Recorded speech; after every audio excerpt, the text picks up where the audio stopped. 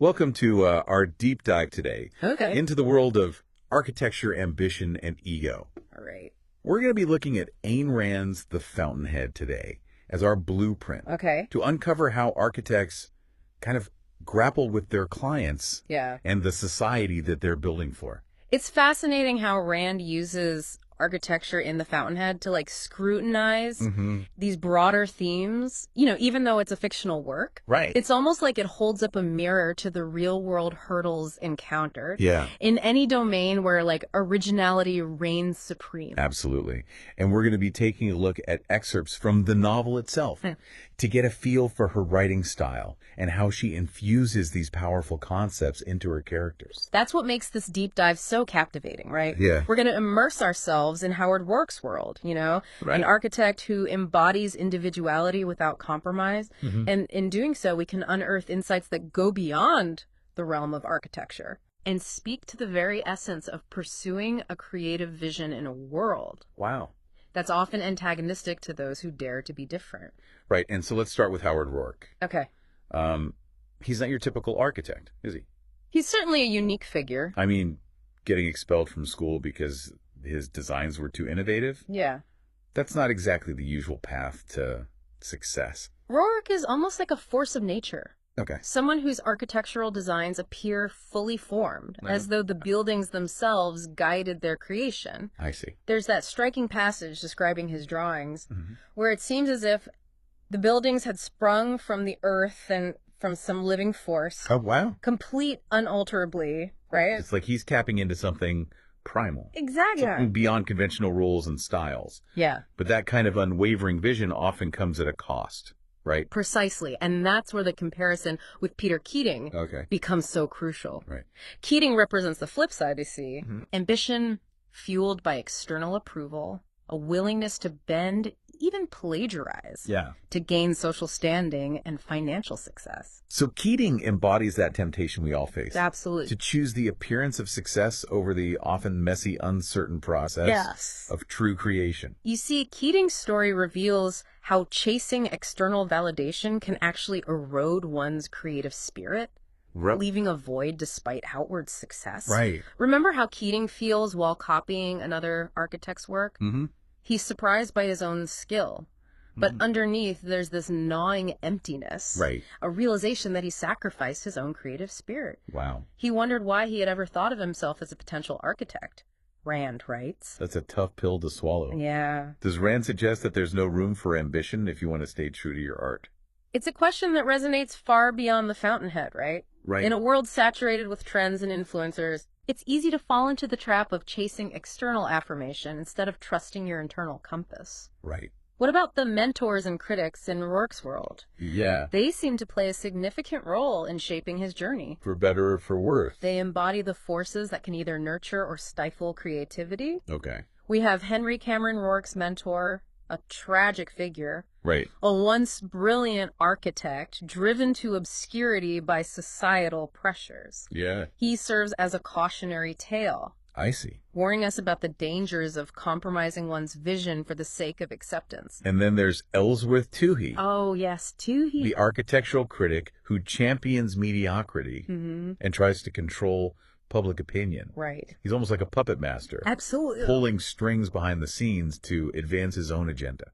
Toohey is fascinating because he represents the insidious nature of collectivism, Okay. the notion that individual creativity should submit to the will of the masses. Okay. He manipulates through flattery, guilt, and social pressure, subtly shaping perceptions and stifling originality. So collectivism in this context refers to Yes, prioritizing the needs of the group exactly. over individual expression and achievement. Precisely. So it's like this battle between individualism and collectivism, Yes. between Roark's pursuit of artistic excellence and Toohey's attempts to control and suppress that very spirit. It makes you think about the pressures artists face today, right? Yeah. The online shaming, the constant need to please algorithms Right. and cater to the It masses. seems like a tough landscape to navigate. It is. if you're trying to create something truly original. It's a conflict central to understanding the novel's message. Right. It forces us to consider the impact of societal pressures on artists,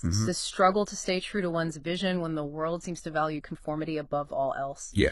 As Toohey himself states, architects are servants, not leaders. Wow. Theirs is not to command, but to be commanded. That's chilling. It is a stark statement. And then we have Dominique Francois, Yes, Dominique. who's drawn to Roark's uncompromising integrity. Right. Her own journey, however, is marked by this deep-seated conflict, a desire to protect Roark from a world Yes. she sees as hostile to his genius. She even marries Peter Keating Right. as a form of self-destructive rebellion against the society she despises. It's like she's trying to fight a losing battle, It seems that way. to save Roark from a world that doesn't understand or appreciate his vision. Her inner conflict mirrors the larger societal clash we see Okay. with the Stoddard Temple controversy. You give us a rundown of the Stoddard Temple controversy? So Roark designs this groundbreaking temple, Mm-hmm. but Toohey manipulates events leading to public condemnation Wow. and a trial for Roark. This seems like a pivotal moment in the story. It is a turning point. What happens next? Well, the impact of this trial is significant. Okay. It isolates Roark further, but it also strengthens his resolve. And that's when Gail Winan enters the picture. He's this powerful newspaper magnate Right. who embodies a different form of ambition, Okay. the pursuit of control over public opinion. He's captivated by Roark, isn't he? He is. Yes. And he commissions the Winan Building, Yes, the skyscraper. intended as a monument to his own legacy, Right. but designed entirely according to Roark's vision. The Winan Building becomes a battleground for their ideologies. Okay. Winan, the media mogul, seeks to assert his dominance over public opinion. Yeah. He sees the building as a testament to his influence, his ability to shape the narrative. But Roark is no puppet. Exactly. He's not going to compromise his artistic vision for anyone. No, he weren't. Not even for the most powerful man in the city. It's a clash of titans, Yeah. a struggle for control, Right. yet also a strange kind of mutual respect. So in a way, Winan envies Roark's integrity, In a sense, even as he tries to exploit it. their dynamic reflects the broader societal struggle between those who create and those who control. Roark represents the artist, the innovator, the one who brings something new into the world. Right. Winan represents the forces that seek to co-opt and control that creative spirit, I see. often for their own gain. That's a timeless struggle, isn't it? It is. The artist versus the establishment. Yeah. The visionary versus the pragmatist. It plays out in every field, from music and film to technology and politics. So how does Winan ultimately deal with this conflict? That's the question, isn't it? Does he embrace Roark's vision, or does he succumb to the pressures of the world he's built? Tragically, he succumbs. Wow. Despite his initial admiration for Roark's independence, Right. Winan eventually caves to the fear of losing his power. Oh. He allows public opinion to dictate his actions, Really? sacrificing the Winan, building a testament to his own fleeting belief in Roark's genius. It's heartbreaking. It is a tragic turn. A reminder that even those who seem to have it all can be consumed by the fear of losing what they've built. Fear can be a powerful motivator. So what becomes of Roark in the face of Winan's betrayal? That's what we'll explore next. Does he give up, or does he find a way to triumph over adversity? That's the question that hangs in the balance. Roark faces quite a predicament now, doesn't he? He does. He's been betrayed by his patron, vilified by the press, abandoned by many of his supporters. And yet, he refuses to compromise. He seems like a lone wolf, In a sense. standing against a pack of howling critics and naysayers. But Roark's isolation is also a wellspring of strength. Okay. It allows him to remain uncorrupted by the influences that have swayed others. So he doesn't seek validation from the outside world. Okay, exactly. He finds it within himself in the act of creation itself. Precisely, Roark's unwavering self-belief is what ultimately enables him to triumph. Okay. He stands trial for his unconventional designs, Right. but uses the courtroom as a platform to articulate his philosophy, his belief in the individual's right to create without compromise. He turns the tables on his accusers, He using the trial as a means to spread his message, to challenge the very foundations of their beliefs.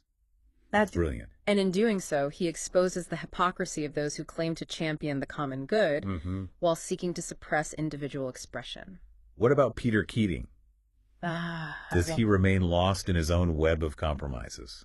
Keating's journey is one of gradual self-awareness, Oh. a painful realization of the cost he's incurred for his success. And his confession during Roark's trial, that seems like a pivotal moment for him. No, it is. It's a public acknowledgement of his failings. Right. A recognition of Roark's superior talent. It's like he's finally breaking free from the chains that have bound him. It's a cathartic moment. Even if it comes at a significant personal cost.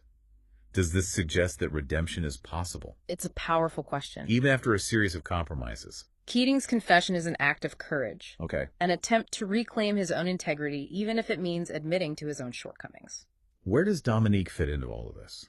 How does her relationship with Roark evolve amidst all this chaos and conflict? Dominique's journey is one of self-discovery. Okay. A gradual awakening to the power of individualism.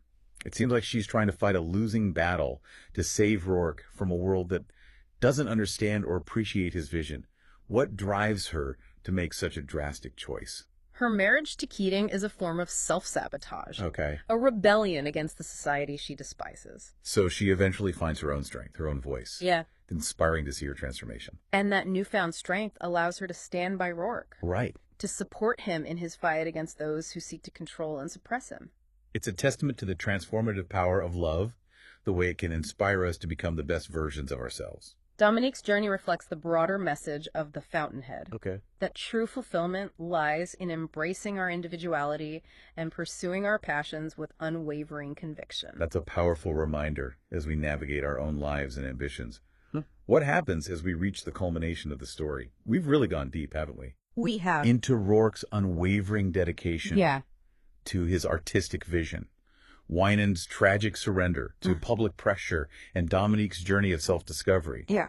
As we approach the climax of the Fountainhead, what awaits us in the final chapters of Roark's fight? Well, the trial scene itself is so pivotal, isn't it? Okay. Where Roark defends himself against accusations of egotism Right. and disregard for societal norms, provides really profound insights into Ayn Rand's philosophy. This is where he delivers that legendary closing argument, right? Exactly. The one that's practically a manifesto for individualists. It's become iconic, hasn't it? Yeah. He articulates a philosophy that prioritizes personal creativity, self-reliance, and the pursuit of one's own happiness as the highest moral purpose. That phrase, man's first duty is to herself, Yes. has generated both praise and condemnation, hasn't it? It has. Some interpret it as a call to selfishness, Right. while others see it as a declaration of radical self-responsibility. It certainly sparked debate for decades. How do we reconcile these seemingly opposing viewpoints? If we analyze it within the novel's context, Okay. it's clear that Roark's egoism isn't about disregarding others, but it's about the right to create and live according to one's own values, without sacrificing integrity for social approval or material gain. It's as if he's proclaiming, I'm not here to please you. Exactly. I'm here to create something authentic to myself. It's a powerful statement. What's the outcome of this bold stance? Well, that unwavering commitment to his own vision, even when it means facing rejection and isolation, ultimately leads to his vindication. What becomes of Keating after his confession? Well, his confession marks a turning point, doesn't it? Okay. He finally acknowledges the hollowness of his success, built on compromises and the pursuit of external validation. Right. He admits that he was never capable of designing Cortlandt homes, the housing project he had taken credit for, acknowledging Roark's superior talent. It's a powerful moment of honesty, a recognition of the price he paid for sacrificing his own creative spirit. It makes me wonder if it's ever too late to reclaim your artistic integrity, even after years of compromise. While it's a painful realization, it's also liberating. Keating chooses integrity over ambition for perhaps the first time. Right. He accepts the consequences of his actions and steps away from a world that rewarded him for conformity. What role does Dominique play in the novel's resolution? Does she find peace and fulfillment alongside Roark? Dominique, having witnessed the destructive power of conformity and the courage it takes to defy societal norms, fully embraces Roark's philosophy. So their relationship reaches its full potential. It does. Their relationship, forged in mutual respect and a shared passion for creative excellence, reaches its full potential. It's inspiring to see their love flourish amidst such adversity. It seems as though their shared values provide strength and resilience in the face of opposition. And ultimately, that's the enduring message of the Fountainhead, isn't it? Yeah. It's a call to embrace our individuality, pursue our passions with integrity, Right. and find the courage to create and live on our own terms. That's a powerful message and a great segue into distilling some key takeaways from the Fountainhead Absolutely. that our listeners can apply to their own lives, Yes. even if they're not aspiring architects Right. or uncompromising individualists like Howard Roark. Exactly. So to wrap things up, Okay. here are 10 key takeaways from the Fountainhead to contemplate. Right. Embrace your individuality. Okay. Don't shy away from being different. Your unique perspective is your greatest asset. Prioritize integrity over ambition. Yes. Success attained through compromise or at the expense of your values is ultimately unfulfilling. Let passion fuel purpose. Discover what truly inspires you and pursue it relentlessly. Cultivate resilience. The path to creative fulfillment is rarely smooth. Expect obstacles, but let those challenges strengthen your resolve. Develop self-reliance. Nurture the confidence to trust your own judgment and abilities. Harness the power of conviction. Believe in your vision even when doubts arise. Recognize the allure of power. Guard against the corrupting influence of power and its potential to stifle creativity. Seek guidance from mentors. Find individuals who inspire and challenge you to grow but forge your own path. Challenge conformity. Don't let societal pressures dictate your choices or stifle your individuality. Cultivate inner fulfillment. Don't solely rely on external achievements or the approval of others for happiness. These are really insightful takeaways. They are. That provide a roadmap for navigating the complexities of life and pursuing our passions with authenticity and purpose. As you go about your day, remember Howard Roark's defiant spirit, Okay. Dominique Frainsone's journey of self-discovery, Right. and even Peter Keating's eventual moment of redemption. Yeah. Ask yourself, how can you embody those principles of individuality, integrity, and unwavering commitment to a vision that is uniquely yours? Thank you for joining us on this deep dive into the Fountainhead. It's been a pleasure. We hope this exploration has sparked new insights Yeah. and inspired you to embrace your own creative journey. Absolutely. Until next time, keep learning, keep questioning, and keep creating.